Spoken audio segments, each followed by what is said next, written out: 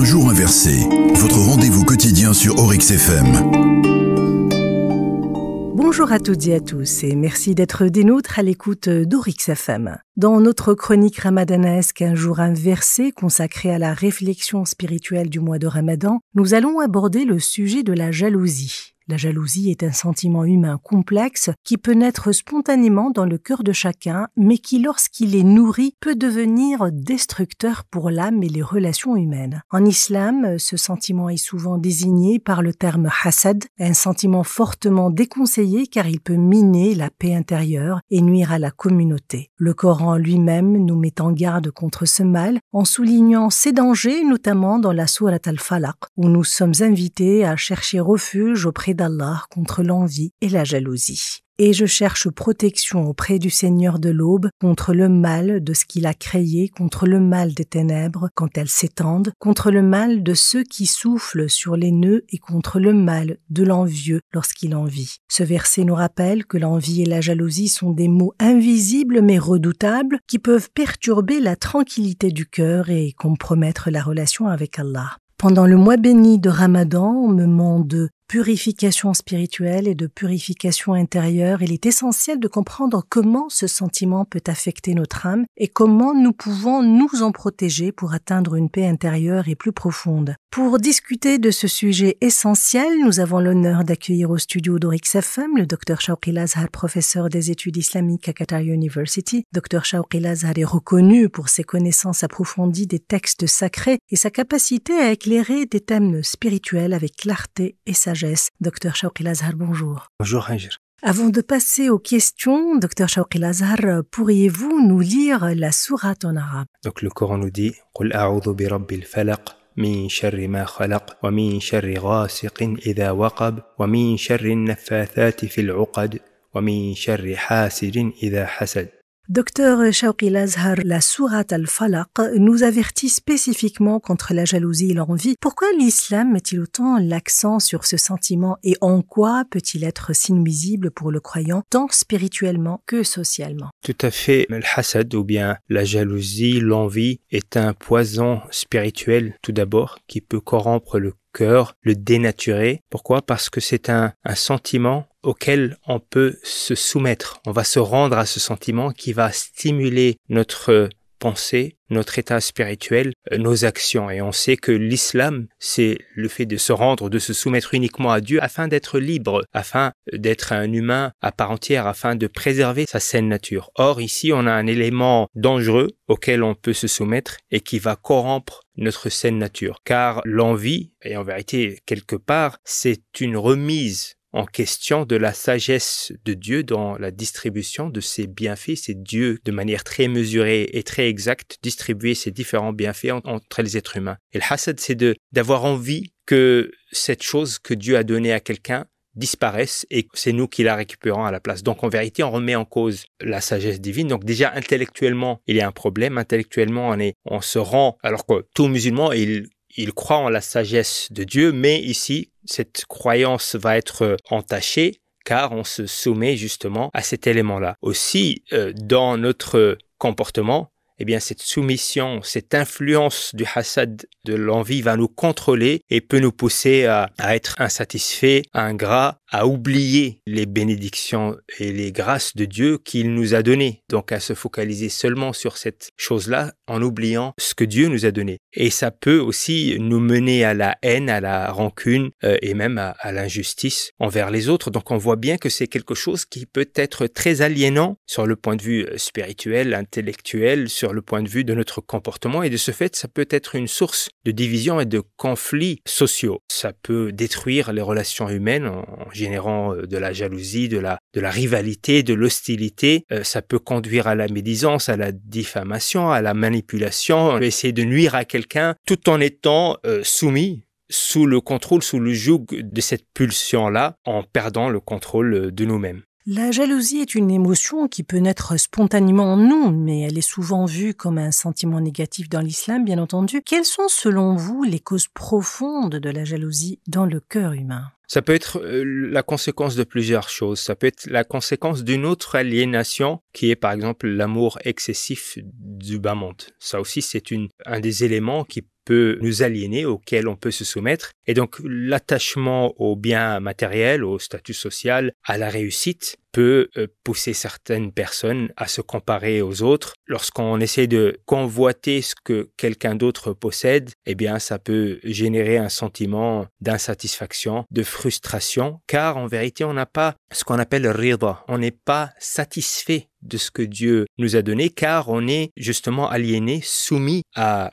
des choses dans ce bas monde, que ce soit le statut, que ce soit les biens ou autres. Ça peut être aussi un manque de gratitude envers Dieu. Encore une fois, on ne reconnaît pas les bienfaits que Dieu nous a accordés et on ne les prend pas en compte. On essaie de chercher ailleurs. Comme on dit, l'herbe a toujours l'air plus verte de l'autre côté. Et donc, on oublie la sagesse divine dans la répartition de ces bienfaits. Et cela peut mener effectivement à l'envie, à la rancune. Cela peut être à la base effectivement de cette maladie. Ça peut être aussi l'orgueil ou bien l'ego démesuré. Et ça aussi, c'est une autre forme d'aliénation. C'est-à-dire on se soumet à notre ego. Et ça peut amener aussi à la jalousie parce qu'on estime qu'on est meilleur que les autres. Donc la jalousie ou bien l'envie peut être la conséquence d'autres aliénations, peut être la conséquence d'une spiritualité problématique, peut être la conséquence aussi d'une conception, comme j'ai dit, problématique. On n'a pas conscience que Dieu a bien réparti les choses et donc on se dit qu'on oublie. L'oubli aussi, c'est quelque chose qui peut nous perdre spirituellement et c'est pour cela que le Coran nous dit à plusieurs reprises « Wala takun min al-ghafilin » ne sois pas parmi ceux qui oublient, ceux qui ne sont pas présents ou ceux qui sont inattentifs. Et donc, si on manque de spiritualité, on manque d'attention parce qu'on ne voit pas les bienfaits de Dieu, on les oublie. Et donc, le diable peut nous pousser à chercher ailleurs. Et donc, ça peut nous ramener effectivement à la jalousie. Le mois de Ramadan est un moment privilégié pour la purification de l'âme. Comment la jalousie peut-elle nuire à cette purification et quelles pratiques spirituelles recommandez-vous pour se libérer justement de ce mal pendant ce mois béni?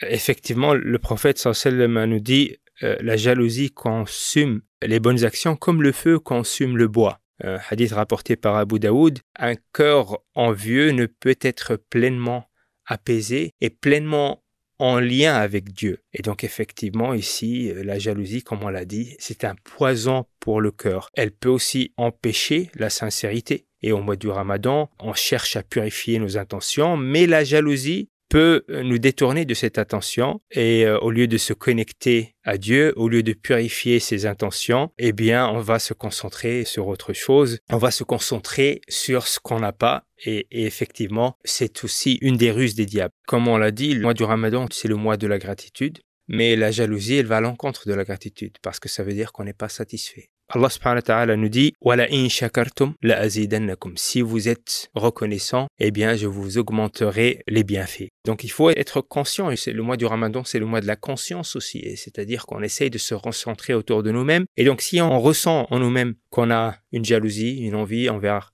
quelqu'un, eh bien on fait des invocations pour cette personne. On essaye de contrer ces influences du diable et donc on fait des invocations que Dieu augmente ses bienfaits par rapport à cette personne, par exemple. Et donc, on essaye, à travers ces éléments-là, de purifier notre cœur, de revenir à l'essentiel, d'être conscient de ce que Dieu nous a donné et de se débarrasser de cette influence. Docteur Shawqi Lazar, lorsqu'un croyant éprouve de la jalousie, que ce soit envers un proche, un collègue ou même une célébrité, à cause des réseaux sociaux, est-ce que ceci pourrait être une ruse de Satan, le shaitan, a lui-même été le premier jaloux lorsqu'il a refusé de se prosterner devant Adam alayhi salam par arrogance et envie. Il murmure donc au cœur pour amplifier la jalousie et l'insatisfaction. Le shaitan, en vérité, il ne peut rien faire si nous, on ferme toutes les portes. Le shaitan, il est là où il y a une porte ouverte et il est là où il y a une brèche. Il va traverser cette brèche. Donc si nous, on purifie notre cœur, comme j'ai dit, on fait des invocations pour cette personne, on se débarrasse de l'influence de la jalousie, on se satisfait de ce que Dieu nous a donné, etc. Là, le diable ne pourra nous toucher. Mais si on laisse cette porte ouverte, le diable va amplifier justement ce sentiment, cette influence et va nous manipuler à travers cela, nous faire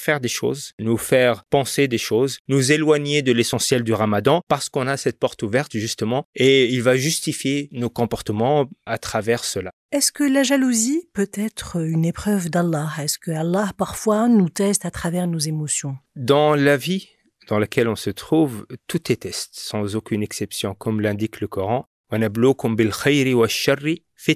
Donc, on vous éprouve par le bien et par le mal. Et donc, que ce soit dans les épreuves ou les bénédictions, que ce soit dans les difficultés ou dans l'aisance, eh bien, Dieu nous teste pour éprouver notre foi, notre patience, notre reconnaissance envers lui. Donc, c'est le but de la vie au final. Tout est épreuve. Le Coran nous dit « أَحَسِبَ النَّاسُ أَن يُتْرَكُوا أَن يَقُولُوا آمَنَّا وَهُمْ لَا يُفْتَنُونَ » Les gens croient-ils qu'il est suffisant pour eux et qu'on va les laisser juste dire « on croit » sans les éprouver. Donc, il ne suffit pas de dire qu'on croit, mais il faut savoir que cette vie est une épreuve. Et l'épreuve, elle se trouve dans toute chose, dans toute circonstance, dans toute situation, dans tout ce que Dieu nous a donné. Et donc, la jalousie, effectivement, fait partie de ces épreuves. Dieu teste notre sincérité, teste notre gratitude, teste notre patience, etc. Dr Shawqi Lazar, professeur des études islamiques à Qatar University, je vous remercie pour vos réponses éclairées et vos conseils précieux sur la manière de surmonter la jalousie et de cultiver un cœur pur en ce mois béni de Ramadan. Rappelons-nous, chers amis, que l'envie peut venir de notre nafs, de shaitan, ou être une épreuve divine. Ce qui compte, c'est notre réaction. Soit nous laissons ce sentiment nous ronger, soit nous le transformons